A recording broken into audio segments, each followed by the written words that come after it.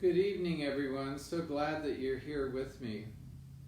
I hope some of you were able to have breakfast in bed with me this morning, at least, to distract you and to think of something you could do to cheer everybody up in your house and yourself. I want to encourage you to make something beautiful for yourself, and that's part of self-care as well as for your family or whoever you're trapped in the house with.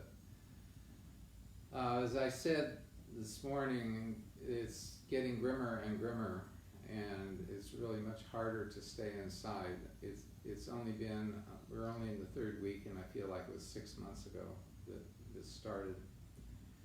I talked to my doctor today about something, and he said, yeah, I just can't believe it, because I was in his office on March 12th. He said it seemed like it was at least 6 months ago. He said that Virginia Hospital Center, he said he's working there, and he said it's really, it's just really hard. The ER is really something. And I talked to my daughter Rachel in New York, and we really need to pray for all the New Yorkers. It's just really terrible up there right now, and it's starting to peak. It hasn't really even peaked yet. But they're in, everybody's sheltering in place, and she said yesterday 3 refrigerated trucks came by, and one of them parked across the street to put the body bags in after people die, because there's no place to take them to the morgue. And if you've watched the news, there are things set up on Central Park. So this is in some ways unprecedented that there's this many deaths and these kind of consequences at this point in time. So we need to pray for the world, not just our country, because it's everywhere. And thank you so much for coming. I really appreciate it. Tonight we are going to talk. I'm going to read chapter 13. And I want you to look for what's called incarnational references. Lewis talks a lot about the importance of our body, and our body being a temple to glorify God and to be in touch with our bodies. That's the one thing I find really hard, is being so isolated.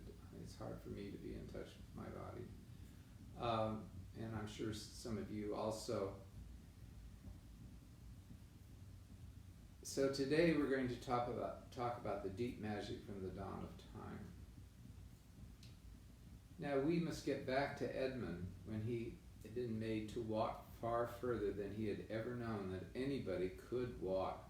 The witch at last halted in a dark valley all overshadowed with fir trees and yew trees. Edmund simply sank down and lay on his face, doing nothing at all, and not even caring what was going to happen next, provided they would let him be still. He was too tired even to notice how hungry and thirsty he was. The witch and the dwarf were talking close beside him in low tones. "No," said the dwarf, "it's no use now, O Queen. They must have reached the stone table by now. Perhaps the wolf will smell us out and bring us news," said the witch. "It cannot be good news if he does," said the dwarf. "4 thrones in Cair Paravel," said the witch. "How if only 3 were filled? That would not fulfill the prophecy." "What difference would that make now that he is here?" said the dwarf. He did not dare even now to mention the name of Aslan to his mistress. "He may not stay long, and then we would fall upon the 3 at Cair." "Yet it might be better," said the dwarf, "to keep this one." Here he kicked Edmund. "Keep this one for bargaining with." "Yes, and have him rescued," said the witch scornfully. "Then," said the dwarf, "we'd better do what we have to do at once." "I would have done it on the stone table itself."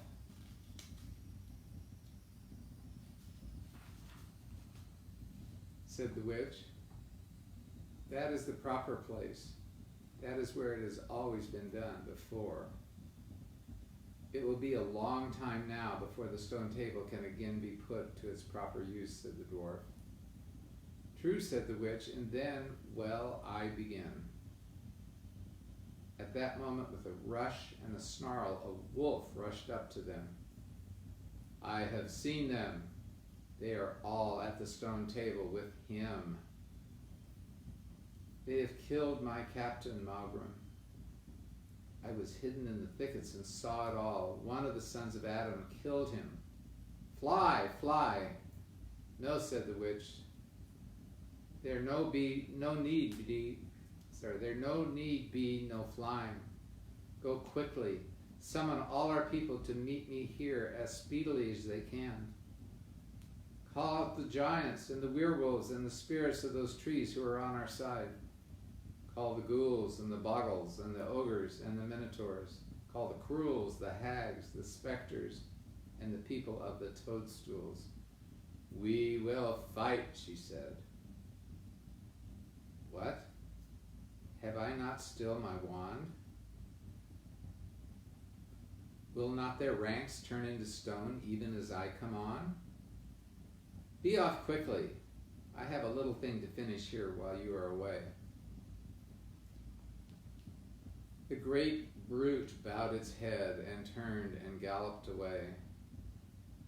Now, she said, we have no table. Let me see. We had better put it against the trunk of a tree.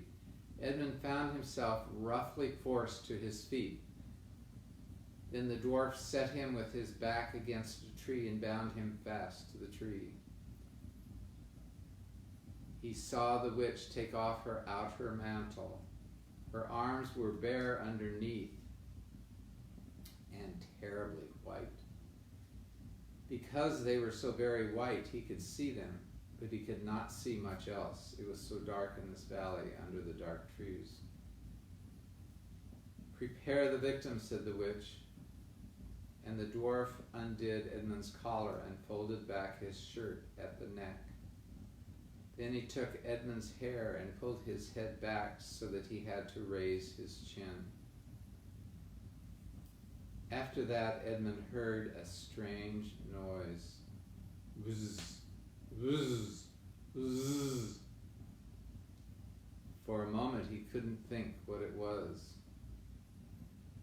Then he realized it was the sound of a knife being sharpened. He must have been really scared. At that very moment, he heard loud shouts from every direction, a drumming of hoofs, a beating of wings, a scream from the witch, confusion all around him.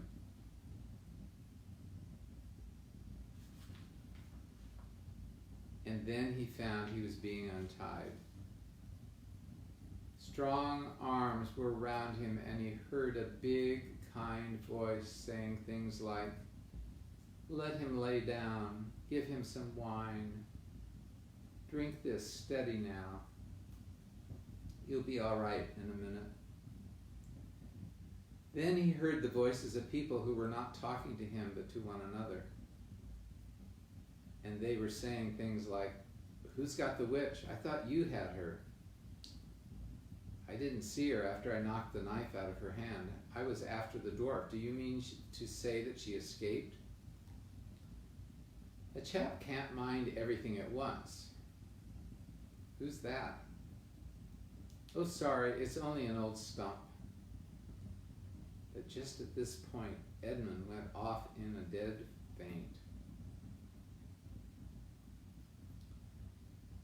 Presently, the centaurs and the unicorns and the deer and the birds, they were of course the rescue party which Aslan had sent in the last chapter, all set forth to go back to the stone table carrying Edmund with them. But if they could have seen what happened in that valley after they had gone, I think they might have been very surprised. It was perfectly still, and presently the moon grew bright. If you had been there, you would have seen the moonlight shining on an old tree stump and on a fair-sized boulder.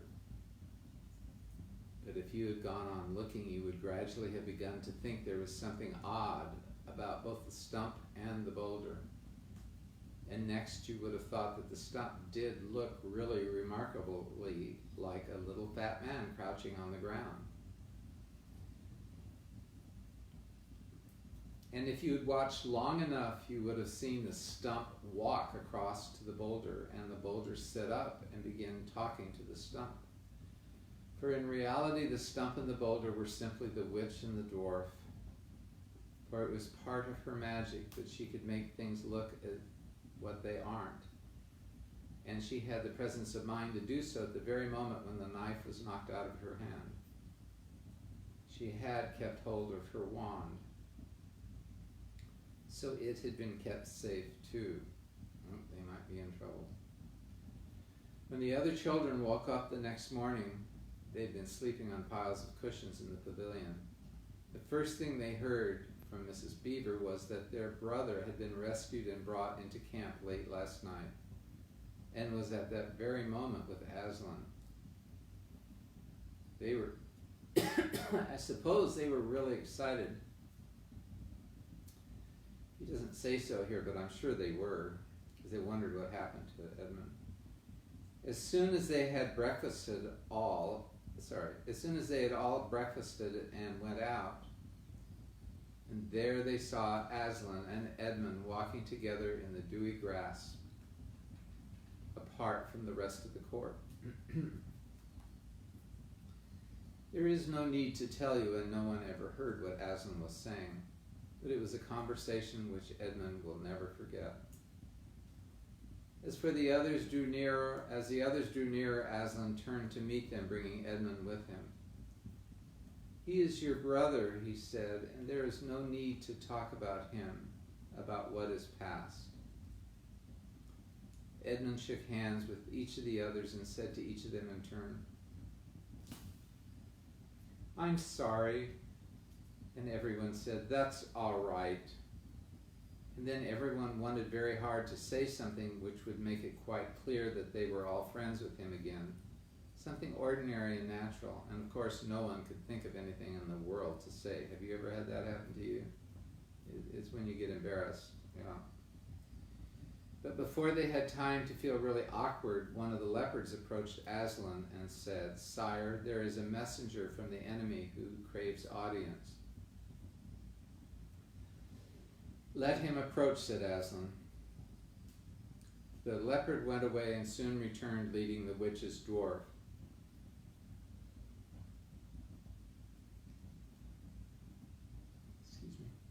"What is your message, son of earth?" asked Aslan. "The Queen of Narnia and Empress of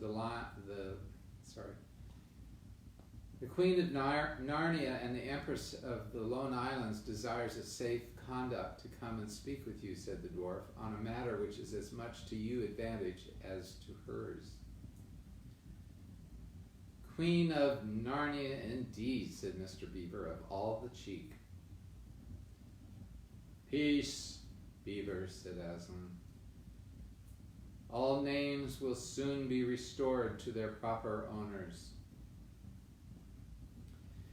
In the meantime, we will not dispute about them. Tell your mistress, son of earth, that I grant her safe conduct on condition that she leaves her wand behind her at the great oak."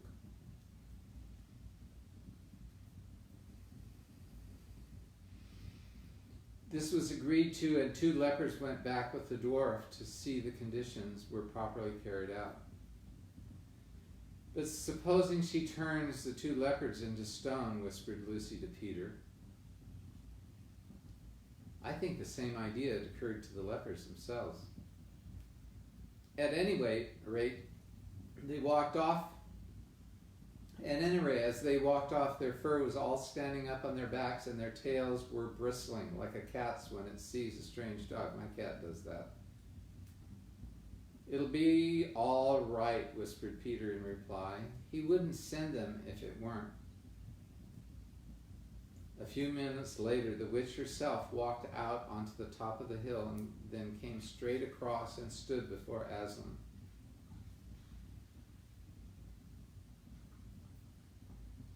three children who had not seen her before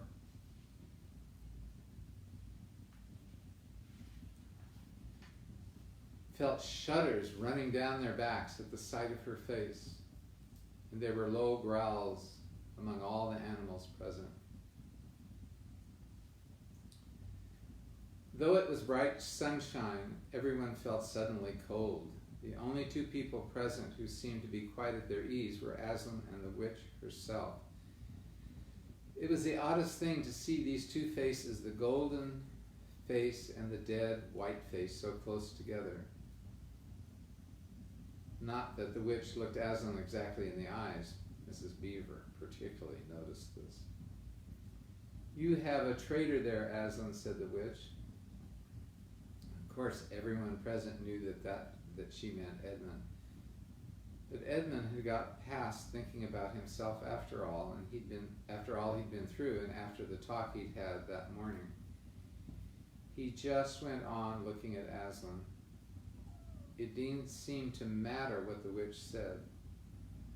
"Well," said Aslan, "his offense was not against you. Have you forgotten the deep magic?" asked the witch. "Let us say I have forgotten it," answered Aslan gravely. "Tell us of this deep magic." "Tell you," said the witch, her voice growling suddenly shriller.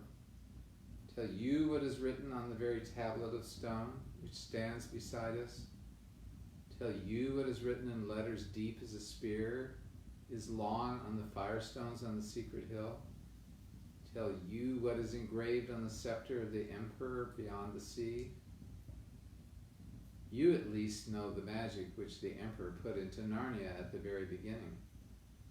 You know that every traitor belongs to me as my lawful prey, and that every treachery I have a right to kill."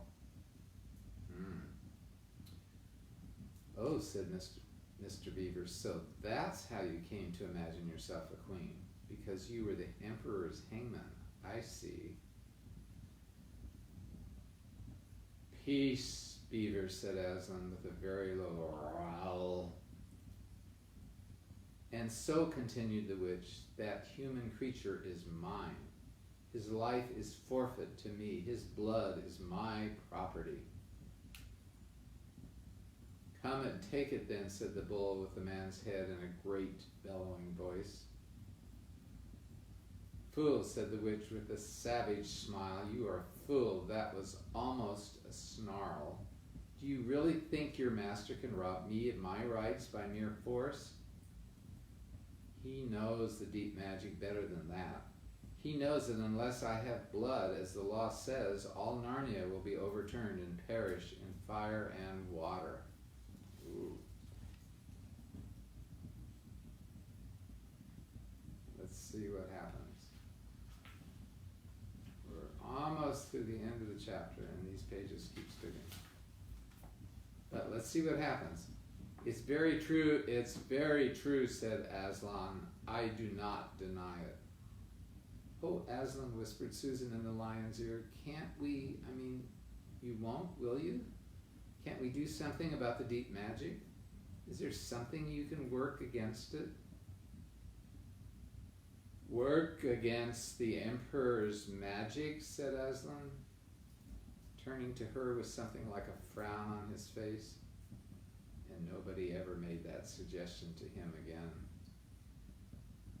Edmund was on the other side of Aslan, looking all this time at Aslan's face. He felt a choking feeling and wondered if he ought to say something. But a moment later he felt that he was not expected to do anything except to wait and do what he was told. Sometimes that's the best way to wait out crises and things that are happening. "Fall back, all of you," said Aslan.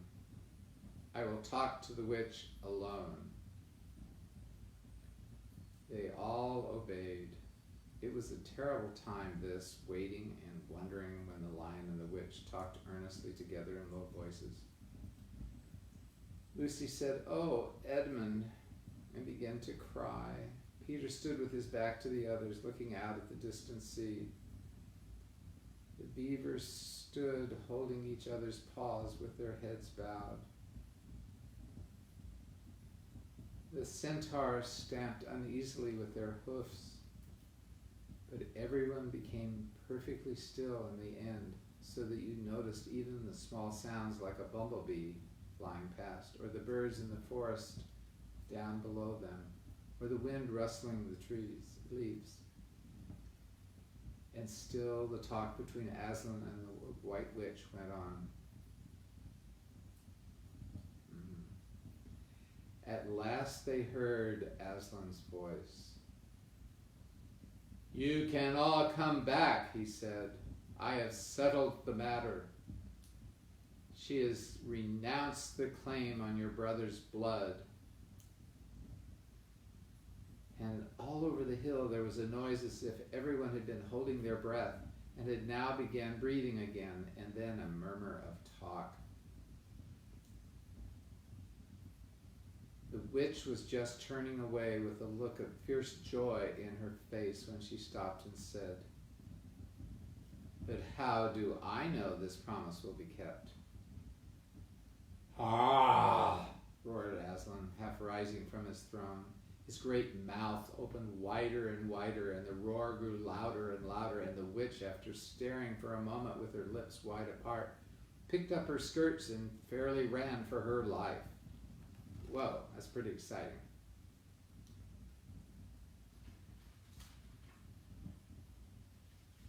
Thus ended the story for tonight.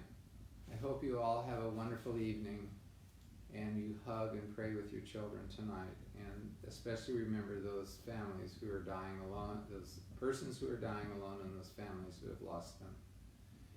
Tomorrow night is the triumph of the witch, and we'll see what happens. It sounds pretty exciting. I just want to do one thing before I leave.